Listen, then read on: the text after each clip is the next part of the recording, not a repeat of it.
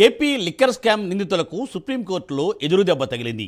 కృష్ణమోహన్ రెడ్డి, ధనంజయ రెడ్డి, బాలాజీ గోవిందప్పకు మధ్యంతర రక్షణ కల్పించేందుకు సుప్రీంకోర్టు నిరాకరించింది.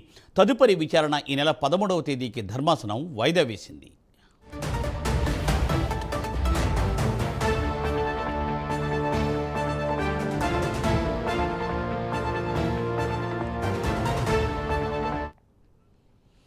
ఆంధ్రప్రదేశ్లో లిక్కర్ స్కామ్ నిందితులకు సుప్రీంకోర్టులో ఎదురుదెబ్బ తగిలింది. కృష్ణమోహన్ రెడ్డి, ధనంజయ రెడ్డి, బాలాజీ గోవిందప్పకు మధ్యంతర రక్షణ కల్పించేందుకు సుప్రీంకోర్టు నిరాకరించింది. తదుపరి విచారణను ఈ నెల 13వ తేదీకి ధర్మాసనం వాయిదా వేసింది.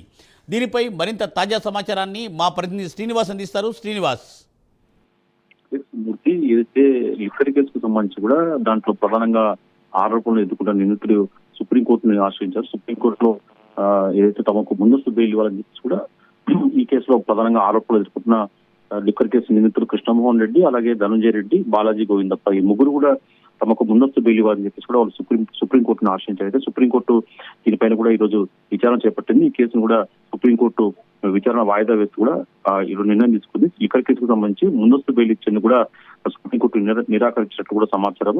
తదుపరి ఈ కేసును కూడా మే 13వ తేదీకి కూడా వాయిదా వేస్తూ కూడా సుప్రీంకోర్టు ఆదేశాలు జారీ చేసింది. మొత్తం చూసుకుంటూ ఈ లిక్కర్ కేసుకు సంబంధించి కూడా ఏదైతే ప్రధానంగా అప్పట్లో గత వైసీపీ ప్రభుత్వంలో హవా నడిపించిన కృష్ణమోహన్ రెడ్డి, అలాగే సీఎంఓలో అధికారిగా ఉన్న ధనంజయ రెడ్డి, అలాగే బాలాజీ గోవిందప్ప ఈ ముగ్గురికి సంబంధించి కూడా ఏదైతే ముందస్తు బెయిల్ కోసం పిటిషన్ దాఖలు చేశారో దానికి సంబంధించి కూడా సుప్రీంకోర్టు వాళ్ళకి చుక్కేదని చెప్పుకోవచ్చు. ఈ కేసును కూడా ఈ నెల మే 13వ తేదీకి వాయిదా వేసి కూడా సుప్రీంకోర్టు కొద్దిసేపటి క్రితమే ఆదేశాలు జారీ చేసింది.